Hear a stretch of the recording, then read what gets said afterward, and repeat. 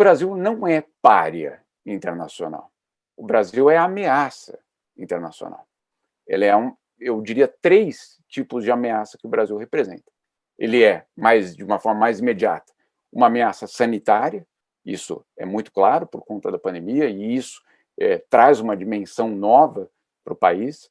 Ele é uma ameaça curto e médio prazo em termos ambientais, que é um tema extremamente presente, eu diria, inclusive, mais do que na minha geração, eu digo que a próxima geração ela tem isso ainda mais claro e de uma forma muito explícita, que essa é uma questão que vai fazer parte de todos os argumentos, de todos os debates políticos a partir de agora. Então, o Brasil é visto também como uma ameaça ambiental e também é uma ameaça, e essa terceira, de estabilidade democrática.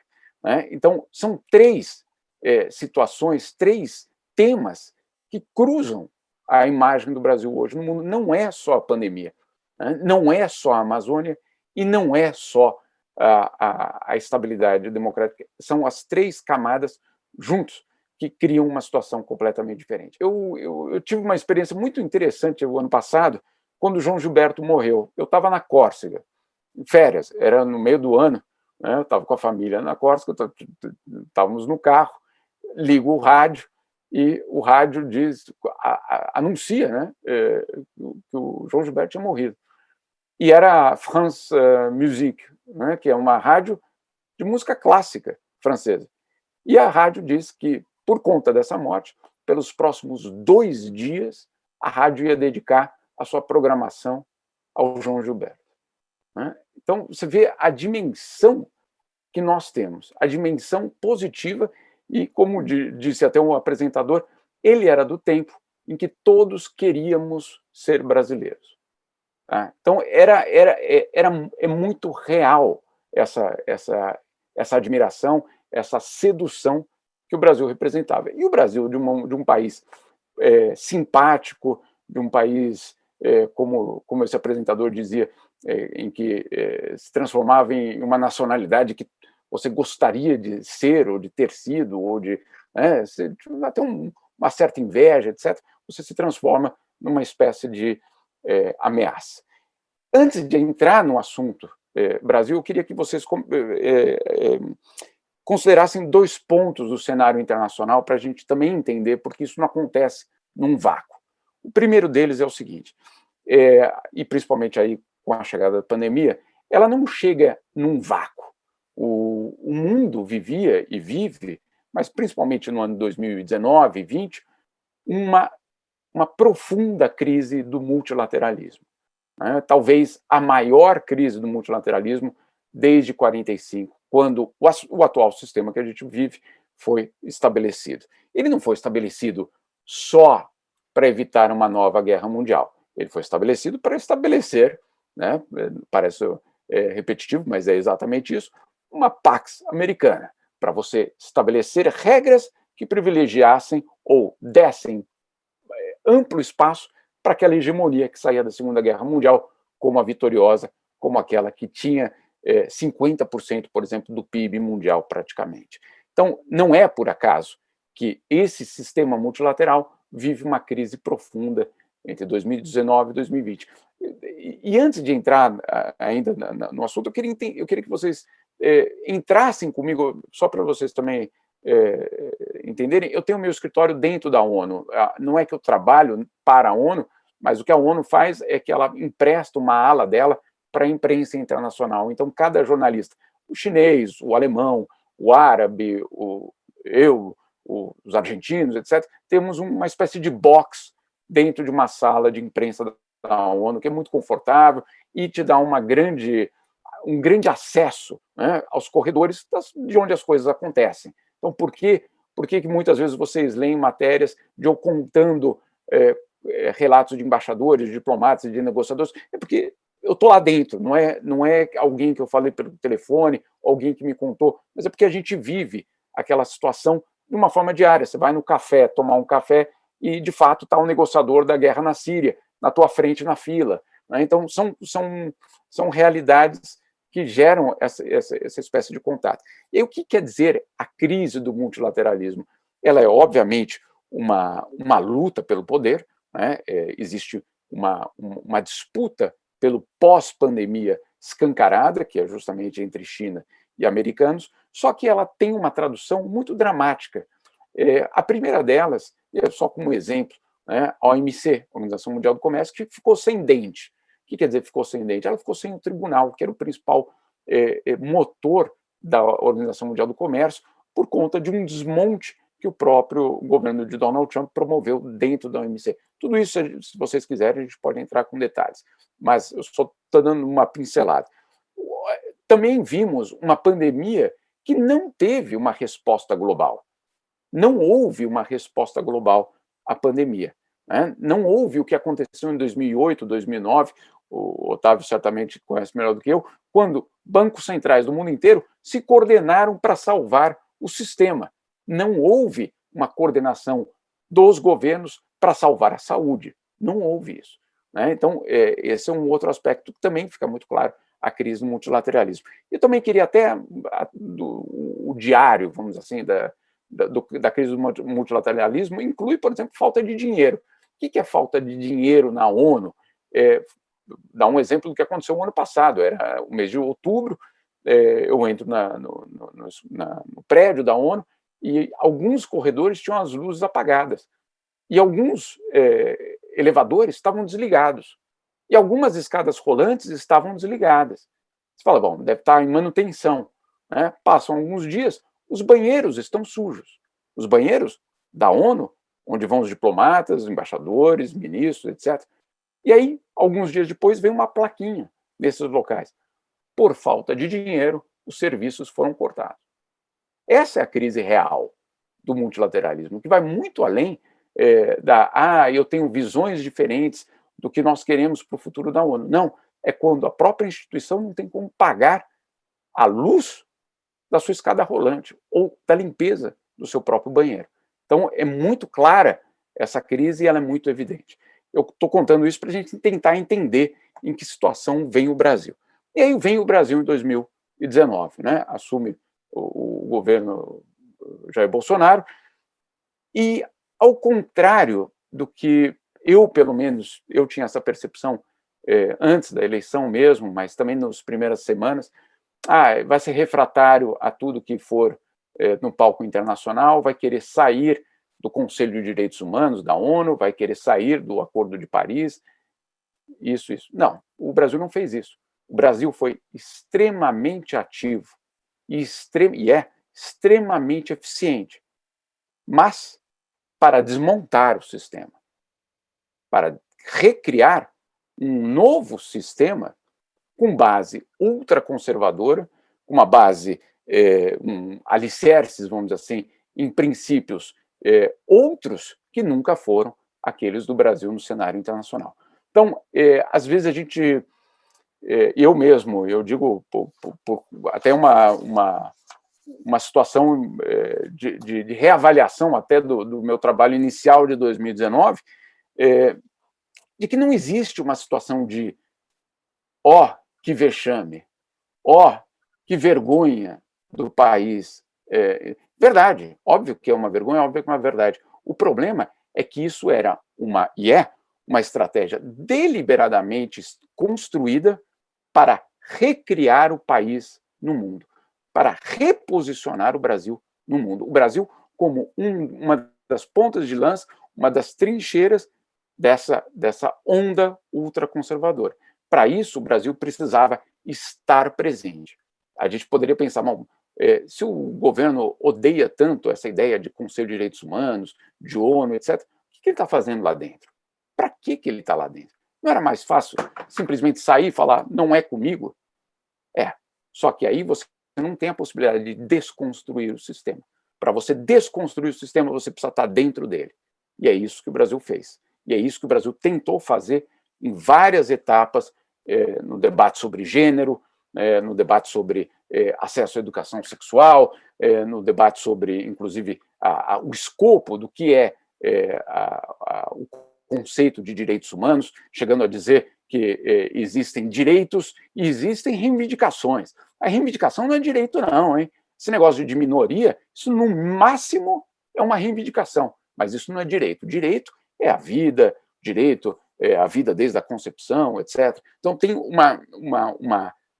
reposicionamento muito claro que o Brasil tenta fazer. Esse reposicionamento ele inclui justamente um esforço muito grande para se realinhar com novos blocos, com novos parceiros e com novas ideias. Então, a ideia que a gente tem original de que o Brasil, então, se retira do mundo, ela não é o que aconteceu na realidade. O Brasil, eu acompanhei muitas dessas reuniões, mas muitas são dezenas, em que o Brasil era o primeiro a falar, o que mais falava, o que insistia em se colocar, mas sempre no sentido de destruir aquela instituição, ou pelo menos aquele consenso. Dou um exemplo, o consenso sobre gênero, né? Que é um termo que é consenso no mundo há 30 anos. E o Brasil vai às reuniões justamente para desmanchar esse consenso, sabendo que vai perder a batalha, pelo menos no primeiro minuto, ou pelo menos nos primeiros meses desse debate, mas para deixar muito claro ao mundo que nós já não pertencemos mais ao consenso, nem de gênero, nem de direitos humanos, e aí nem de meio ambiente, nem de acesso à saúde, etc, etc, etc. Então, essa é a camada e esse é o contexto em que o Brasil, então, se encontra. Mas aí vem a pandemia, né? Uma pandemia que, obviamente, deixou o mundo de joelhos. Em certo momento, a Europa, eu acho que continua, inclusive, extremamente abalada, porque essa geração europeia, em primeiro lugar, desconhecia a morte sem razão, né? A morte evitável, vamos dizer assim, né?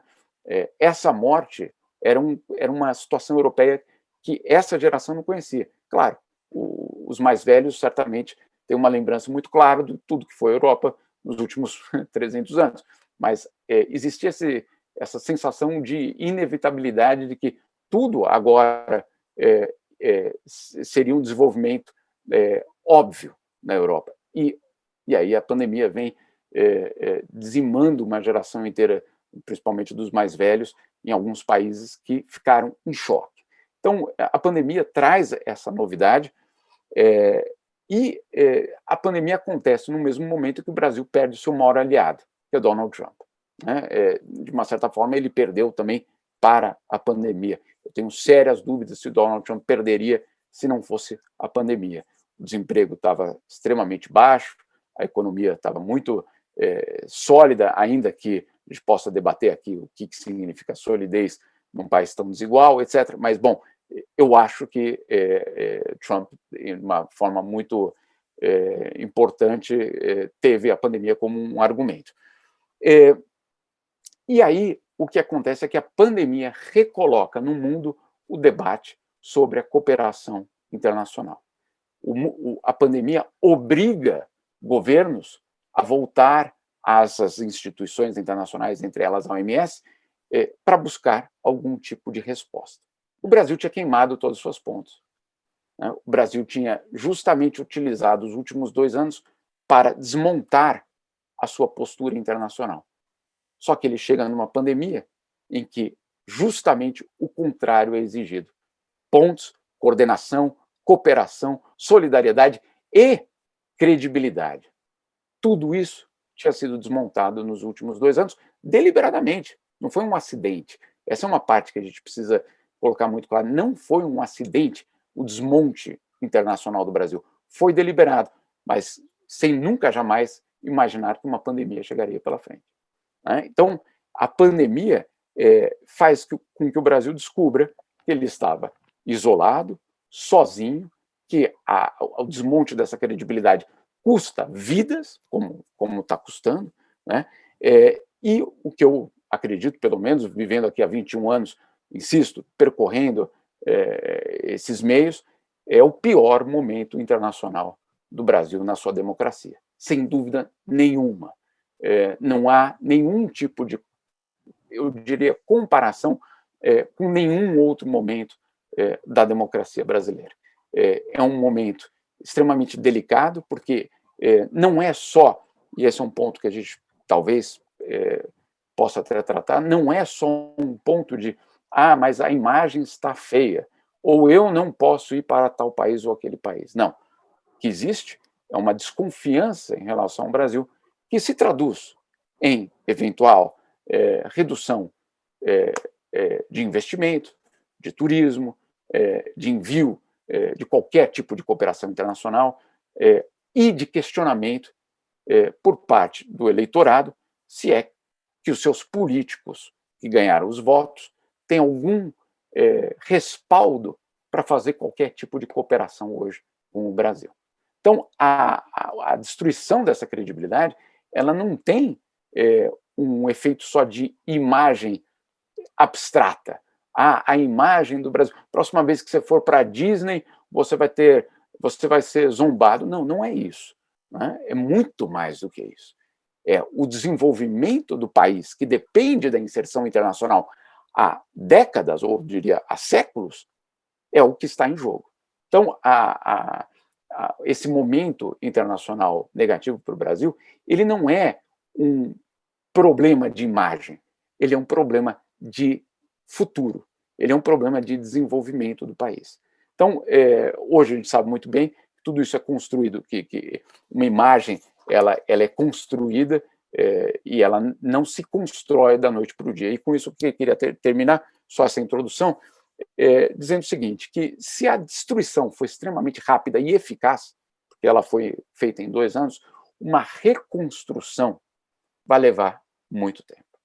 E aí eu queria dar 4 elementos por que é que essa reconstrução ela vai exigir muito compromisso da sociedade e do próprio do governo, seja lá qual for, esquerda, direita, centro, etc., qualquer um, inclusive do novo chanceler, que o Carlos França, tentando fazer, de alguma certa forma, muito pequeno, mas tentando fazer alguma coisa nesse sentido, tem 4 elementos que vão precisar acontecer ao longo dos próximos anos. O primeiro deles é queda do desmatamento. E aí não adianta dizer que no mês de maio o desmatamento caiu 5%. Não vai adiantar. A reconquista dessas pessoas, ou dessa imagem, ela vai exigir vários anos de quedas sucessivas do desmatamento. Ou seja, a gente vai precisar provar que o discurso bate com a realidade. Não adianta só dizer, não, a partir de agora o IBAMA vai ter mais dinheiro. Ok. Não basta. Os resultados terão de aparecer. O problema é que o resultado, no que se refere ao desmatamento, não vem da noite para o dia. A questão do desmatamento é uma questão de reconstruir essa confiança. Ponto número 1. Ponto número 2. A questão dos direitos humanos, e aí com um emblema, que eu diria, que são os povos indígenas, muito presentes na imprensa internacional, no imaginário internacional. Pode até questionar tudo isso, mas é a realidade. Então, enquanto não houver uma garantia de que esses povos, e, portanto, minorias, não só indígenas, mas minorias no Brasil, estarão protegidas, também essa credibilidade vai ser sempre questionada. Um terceiro ponto, que é talvez até mais imediato, é o controle da pandemia. A OMS deixa muito claro que hoje a pandemia ela pode ser decisiva, perdão, o Brasil pode ser decisivo no futuro da pandemia. Se o Brasil conseguir controlar a pandemia, vai ser uma enorme vitória mundial sobre a pandemia. Né? Então, hoje nós temos aí 25% das mortes no Brasil, temos um número absurdo, fora da comparação do que o país representa em termos de população mundial. Então, uma vitória do Brasil contra a pandemia vai ser algo a ser comemorado de forma internacional. O problema é que uma não resolução da pandemia, ou vamos dizer assim, uma situação de arrastar o pé em relação à pandemia, ela mina justamente qualquer tipo de credibilidade. Eu até conto eu acho que eu cheguei a escrever isso numa história, um alto dirigente da OMS, teve um dia que acabou a coletiva, ele me puxou pelo braço e falou assim, cadê vocês? Cadê vocês? Eu falei, como assim? Eu falei, olha, eu há 30 anos trabalho com saúde pública, o Brasil foi sempre exemplo para todo mundo. A gente tinha certeza de que quando essa pandemia chegasse ao Brasil, o Brasil ia dar uma resposta, né? E você fala, bom, então, ou seja, existia uma expectativa positiva em relação ao Brasil que não se confirmou. Não se confirmou justamente porque existe, segundo eles, pelo menos, uma desconexão entre o que é a ciência no Brasil e o que é a orientação política. O quarto ponto dessa reconstrução é provar, e aí provavelmente será em 2022, provar que o Brasil supera o stress test da democracia. Né? Uma superação de 2022, seja lá qual for o resultado, mas uma superação dentro das instituições e com uma situação, eu diria, sólida, é um sinal positivo para o mundo. Mas é um stress que o mundo inteiro vai acompanhar. Né? Eu falava outro dia, um embaixador egípcio, que é um dos vice-negociadores na guerra na Síria, curioso porque ele falou, olha, eu fui já embaixador no Brasil, ele tinha sido embaixador do Egito no Brasil há muito tempo, hoje tem uma posição absolutamente estratégica no Oriente Médio. Ele dizia, o mundo não pode se dar ao luxo de ter a América do Sul entrando num colapso por conta do Brasil. Então, o Brasil não é um assunto do Brasil. O Brasil é um assunto da região e mundial. Insisto, o embaixador do Egito, que hoje ocupa uma posição, ele tem a guerra dele para cuidar, né? Quase se alguém fosse do campo bolsominion falar, mas e a tua guerra? Por que você não vai cuidar dela em vez de cuidar? Não, por quê? Porque ele, de fato, está dizendo algo muito real. O mundo não se pode dar ao luxo de ter mais um foco de instabilidade internacional que o Brasil poderia representar. Então, é isso. A destruição foi muito rápida e a reconstrução, que vai exigir esses 4 pontos, então, desmatamento, indígenas, como emblema de direitos humanos, controle da pandemia e a democracia, esses 4 pontos vão ser absolutamente fundamentais para voltar a pensar em ter uma imagem positiva. Claro, a gente pode entrar no debate econômico, esse é um outro capítulo que tem se cruzam, obviamente, com tudo isso, mas eu queria deixar isso como uma introdução um pouco geral. É muito interessante o seu depoimento de que é um trabalho intenso o que vem sendo realizado pelas representações do Brasil para destruir o que tinha sido feito antes. Muitas vezes nós entendemos isso como um simples descaso, um abandono. E não é bem precisa essa impressão.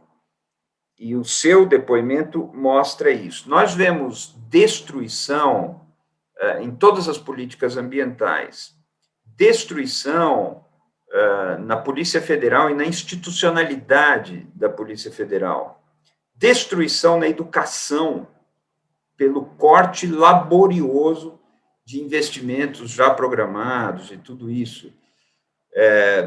Destruição em muitas frentes. O que acontece na universidade é algo impressionante, na ciência, e também nas relações internacionais. É um trabalho intenso para destruir. E eu também digo isso a partir de leituras de reportagens suas. Nesse sentido, nós temos ainda aí um traço desse tipo de autoritarismo com vocação totalitária que vem sendo nutrido no poder no Brasil.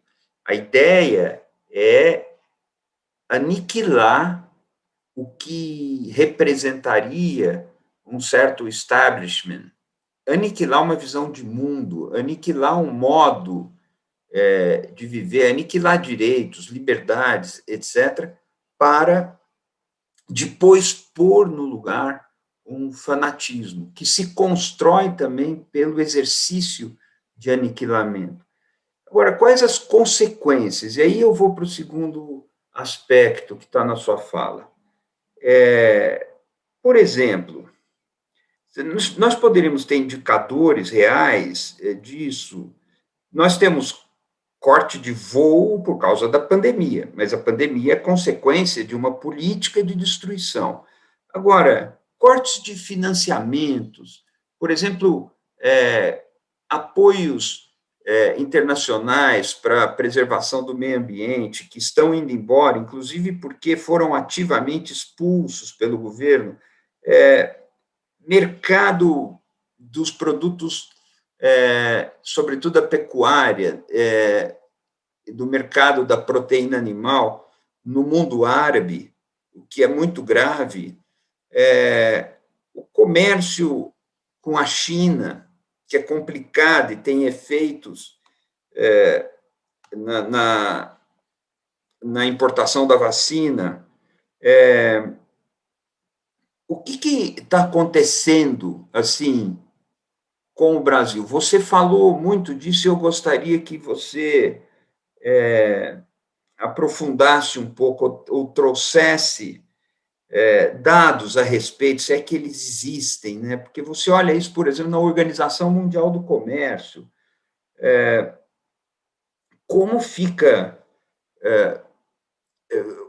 as portas vão se fechando, e isso também vai asfixiando o futuro do país, como você disse. Acho que, de um lado, as chances de apoio a um recrudescimento autoritário no Brasil são reduzidas, né? Mas esse autoritarismo pode continuar, isso pode custar um preço muito alto para o Brasil. Então, se possível, eu te peço para você desenvolver um pouco esse ponto que você já pincelou na sua excelente exposição, e muito obrigado. O que, de fato, isso tudo gera é uma consequência direta para o nosso país, geração de emprego, investimento, etc, etc. Vou tentar responder isso com 2 exemplos. O primeiro deles é o maior fundo soberano do mundo, da Noruega, né, do petróleo norueguês, que no ano passado, então, reduziu os seus investimentos no Brasil, retirando da lista de empresas autorizadas a receber investimentos do Fundo Soberano Norueguês, empresas que tiveram um papel ativo no desmatamento e na violação de direitos humanos. Então, tem um custo financeiro a violação dos direitos humanos. Não é uma questão de valores, não é uma questão mais apenas de bússola da humanidade, etc. Não. E aí, por quê? E esse é um ponto que eu acho que quem tem esse contato, talvez aqui na Europa, já sentiu isso. Eu sinto isso na minha casa com os meus filhos, que é uma cobrança permanente para dar uma resposta à crise ambiental, sem saber o que significa isso direito, né? Mas, eu estou falando das crianças, porque eles estão na escola, e a escola passa uma imagem hoje de que esse é o grande desafio da humanidade, e que as nossas ações pessoais vão determinar o futuro da nossa sociedade. E aí, o que acontece aqui de uma forma muito clara é que o jovem europeu vê o euro dele como um voto. Eu voto naquele partido e eu compro aquela marca que representa um estilo de vida.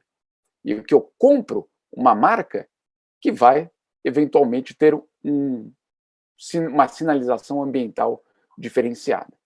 Então, por que eu estou dizendo isso? Porque essa guerra o Brasil já perdeu. Essa percepção internacional de que somos uma ameaça, essa já é a realidade, uma geração imensa de jovens europeus que vão pensar 2 vezes em gastar o seu dinheiro se souberem que o frango é brasileiro, né? Então, ainda não teve sanção? Não teve. Ainda não, né, da ONU, etc. Né? Não. Agora, a sanção não virá pelas instituições. A sanção vem, e ela já vem, pelo comportamento de uma nova geração. Essa nova geração que já começou a votar, a esquerda europeia que perdeu espaço para quem? Para os partidos verdes. Né? Foram os partidos verdes que ocuparam o espaço de uma esquerda que, de uma certa forma, por conta da crise de 2008 e 2019, decepcionou. Né? Não manteve o seu princípio social quando mais era necessário, de uma certa forma, abriu mão de alguns dos princípios básicos, e o eleitorado puniu essa esquerda europeia. Agora, não quer dizer que não encontraram outros caminhos, e o caminho que está sendo encontrado, principalmente por uma nova geração, é ir em direção a um novo modelo. Qual o novo modelo? O que o Ernesto Araújo chamava de ambientalismo, né, dos zumbis ambientais, que as pessoas que sem pensar estavam... Não, perdão, é exatamente o contrário. É uma transformação de uma sociedade, não digo de todos, mas algo que não existia há 20 anos aqui e que hoje é muito presente. O voto vale e o euro vale. Esse euro vai ser gasto no meu estilo de vida. E o meu estilo de vida vai ser cada vez mais pensar no futuro sustentável. E aí? A gente vai continuar tendo essa competitividade se a nossa imagem é a de destruição? Então, é muito real o desafio. Ele não é, algo, vamos assim, que a gente poderia pensar, não, mas isso aí, vamos ver ainda como se traduz. Ele já se traduz. Ele já se traduz. Então, esse é um primeiro aspecto que eu acho que precisa ficar muito claro, que é uma guerra que a gente, de uma certa forma, já perdeu. Ela vai precisar ser, usando aqui o América do Trajano, vai ter que dar uma virada histórica. Né? Vai ter que dar uma virada histórica, porque a gente já vai partir, já estamos partindo do menos alguma coisa nessa disputa. Então, esse primeiro aspecto. O segundo aspecto, fica muito claro, Eugênio, e é só até uma matéria que vai sair amanhã, vou até antecipar aqui, paciência. O Brasil está pedindo mais vacinas para a OMS, né? Dizendo, olha, a situação é muito grave e, portanto, nós estamos aqui precisando de mais vacinas, vocês precisam entender. A OMS entende, só que a OMS está ouvindo no ouvido dela países dizendo, calma aí, eu fiz a minha lição de casa, eu mantive minha população fechada, eu adotei e gastei muito dinheiro para fazer teste, isolamento, rastreabilidade, etc, etc. E agora vocês vão dar a vacina primeiro para eles? Não quero isso. Então, qual é a pressão que a OMS está recebendo hoje? É uma pressão política dos outros governos dizendo, claro, temos que ajudar o Brasil. Mas calma aí, essa situação do Brasil, ela tem uma causa política. Foram escolhas políticas que levaram a isso. Não foi o vírus sozinho que fez isso aí que fez no Brasil. Foram escolhas políticas. Então, a gente vai agora limpar a sujeira que foi feita, a comunidade internacional está sendo, então, chamada a limpar o caos de uma escolha política. Tem muita pressão para que isso não seja feito. Apesar da ameaça que representa o Brasil, apesar do reconhecimento que todo mundo diz, de fato, precisamos ajudar o Brasil, porque senão pode sair do controle, novas variantes podem aparecer. E, de novo, o mundo todo pode estar ameaçado, mas, apesar disso tudo, calma aí, porque lá tem um outro fator. Né? Então, só para concluir, até posso voltar nesse assunto, se alguém quiser, esse isolamento, essa destruição, ela já tem um impacto, e o impacto é imediato. Ele não é um impacto para o futuro, ele é um impacto que já está sendo sentido agora. Com esse exemplo, eu termino. Em outubro do ano passado, a Índia fez uma proposta na OMC para suspender as patentes de todas as vacinas. Né? Em outubro, a vacina não estava pronta ainda. Não tinha nem certeza de qual seria a vacina. Em outubro, a Índia faz essa proposta. 100 países em desenvolvimento apoiam a Índia. Só um país emergente saiu em apoio aos outros países ricos, o Brasil. O Brasil foi o único que defendeu que as patentes deveriam continuar sendo válidas, mesmo numa pandemia. Por que eu estou contando isso? Porque daí, em janeiro, tivemos que ir lá e negociar com a Índia o acesso às vacinas do Serum Institute. Muito bem. O que teve que fazer o Brasil? Na reunião da OMC, ficar em silêncio, para não atrapalhar a negociação. Porque os indianos foram muito claros. Olha só, muito bem, vocês estão vindo aqui pedir vacina. Mas vocês lembram que a gente disse há 3, 4 meses que se não houvesse uma quebra de patente, ninguém ia ter? Vocês foram contra. E agora estão vindo pedir ajuda nossa. Ou seja, por mais que isso tenha sido superado, etc., etc., é um resultado direto de um posicionamento do país. Esse posicionamento do país está tendo um preço. E eu acho que o Eugênio colocou uma questão muito fundamental, que é a destruição da educação, etc. Política externa é política pública. Não é glamour, embaixador, etc., coquetel. Política externa é acesso a remédio. Política externa é leito, é oxigênio. Isso é política externa. Né? Então, é essa política externa que é corresponsável pelo que a gente vive hoje no Brasil. A minha sensação pessoal é que, sim, há uma forte deterioração da imagem do Brasil, não apenas do ponto de vista das barbaridades conduzidas pelo governo atual, mas é alguma coisa cumulativa, né, que envolve isso, uma questão ambiental, a questão da desigualdade, do desleixo com o social, com a democracia, tudo isso é um processo cumulativo. E eu tenho para mim que esse é um processo que vai ter sequelas um pouco mais duradouras. E eu concordo com você que, para reverter um pouco essa imagem externa do Brasil, vai precisar realmente provar. Não, retórica não resolve, vai ter que provar mesmo que há uma mudança de orientação, uma mudança de objetivos. Esse é um primeiro comentário. O segundo comentário é sobre o que a gente chama aqui um filme dentro do filme.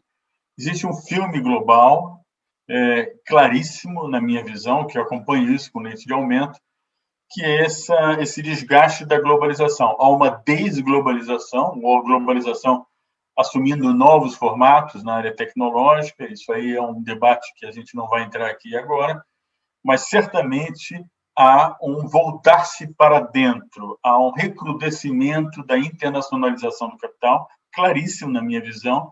Há muitos dados mostrando isso, a desaceleração dos investimentos diretos. Você sabe, eu fui estagiário na UNCTAD, acompanho até hoje investimentos diretos estrangeiros e comércio internacional. Então, países como o Japão têm políticas dizendo, voltem para casa, dando subsídios e incentivos para que as empresas multinacionais japonesas voltem para dentro do Japão. E assim, na Europa, na França, o discurso do Macron é um discurso de desenvolver, de substituição de importações, vamos dizer assim. De certa forma, o próprio plano Biden também tem algum conteúdo de voltar-se para dentro.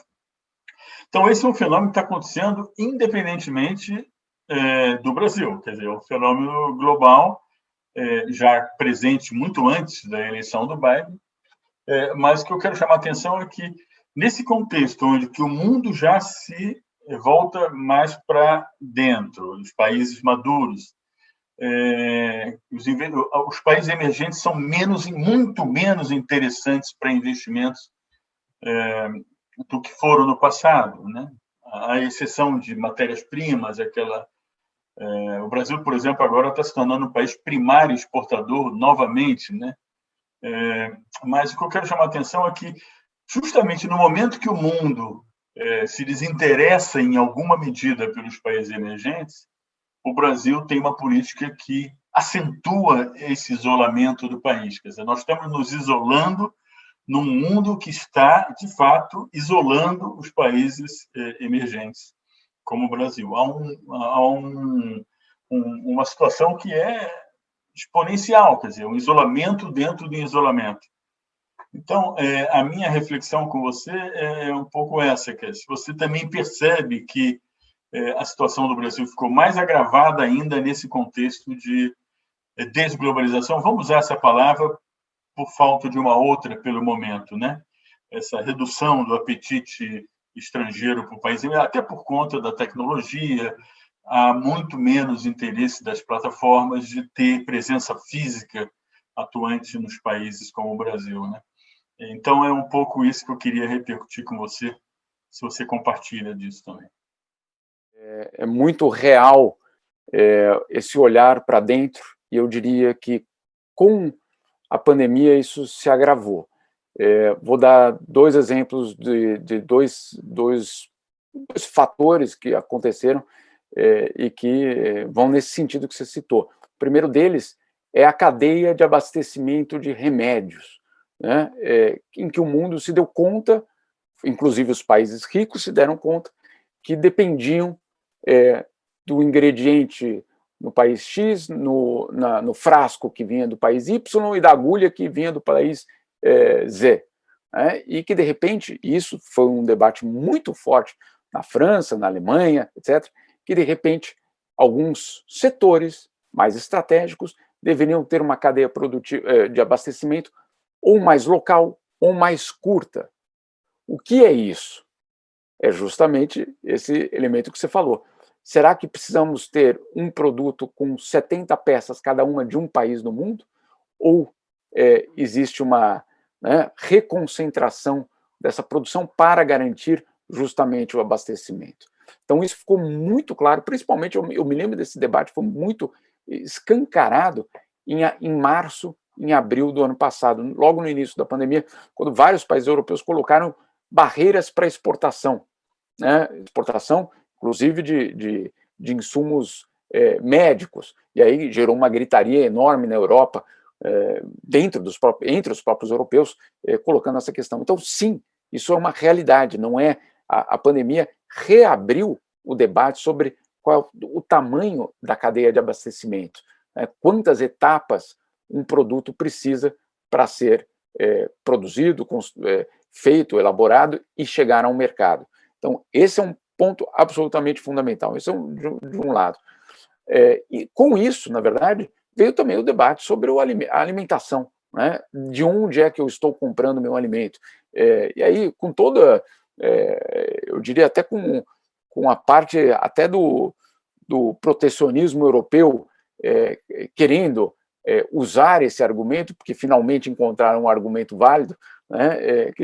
Dizendo, olha, de repente vamos comprar mais produto local europeu, mesmo que subsidiado daquela forma absurda que é o subsídio europeu, mas agora tem uma justificativa, porque afinal de contas precisamos manter a nossa autonomia, nossa soberania alimentar e não depender de ninguém. Então, esse debate voltou de uma forma muito clara.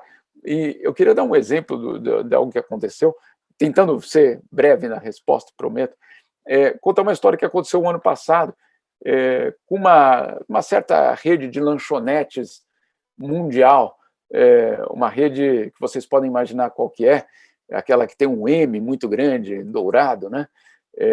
Que era e foi o símbolo da globalização, né? O índice Big Mac, mas não só isso, o que ela representava, o que aconteceu. Eu me lembro em 96, 95, ir no McDonald's na Polônia e ter fila, né? Porque ainda era o Ocidente desembarcando num país que acabava de entrar nessa onda. Então, era muito real o McDonald's ser o símbolo da globalização e vender justamente essa imagem. No ano passado, aqui a publicidade do McDonald's era um saco de batata frita, né, o saco tradicional deles, o saco não, o pacotinho da batata frita do McDonald's, com uma mensagem: a nossa batata é suíça. Né? Ou seja, com todo o paradoxo que isso significa, né?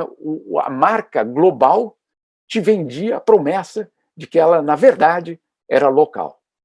Né? Então, olha só a transformação que isso gera. Isso tudo tem um impacto. Agora, para nós, sinceramente, é o pior deles, porque justamente no momento que vamos ter de nos reinserir no mercado internacional ou na comunidade internacional com uma forma de credibilidade é justamente no momento em que não é só America first, é cada um first, e depois a gente vai ver. Né? Então, esses planos de investimento nacional, o próprio Joe Biden, etc., são planos nacionais, acima de tudo. Então, é uma situação em que dificulta, de uma forma muito grande, essa reinserção brasileira.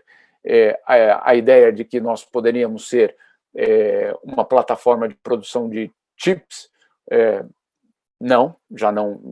já perdemos esse bonde.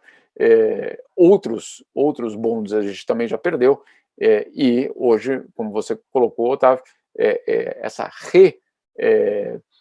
recolocação do Brasil como exportador de commodity é uma realidade. A balança comercial no setor farmacêutico tem um déficit dramático, o que demonstra que, obviamente, a gente tem uma dependência muito grande em relação a essas importações. Para resumir, esse debate sobre a globalização, ele deu uma volta impressionante, né? Se a gente pensar nos últimos 30 anos, como ela era vendida de uma forma e como ela hoje é percebida. Mas tem um elemento dela que é central, não vou entrar, mas queria pelo menos citar aqui, que é a desigualdade. A desigualdade escancarou os limites dessa globalização. A desigualdade interna dos países, com setores inteiros que foram prejudicados, com aquela promessa, mas a tua camiseta vai ser mais barata. Muito bem, a camiseta foi mais barata, mas a minha cidade desapareceu porque a fábrica foi embora. Então, essa desigualdade que veio junto, ela jamais foi tratada de uma forma estratégica. E eu acho que talvez seja o grande erro dessa história dos últimos 30 anos. Sobre a questão do mundo hiperconectado. A pandemia ocorre no momento em que as pessoas, os governos e as empresas estão todos conectados. E o Brasil, além dessa atitude deliberada de desconstrução da imagem, né, teve a ajuda dessa hiperconectividade, porque os fatos e as versões se alastram imediatamente. Né? Então, se você puder elaborar sobre o papel dessa dimensão digital e da conexão global, seria interessante. Lembrando que, no caso ainda da pandemia, o Brasil, além de negar a ciência, foi um gerador de desinformação nas plataformas, o que acelerou mais ainda a dificuldade de termos aqui uma ação de combate à pandemia.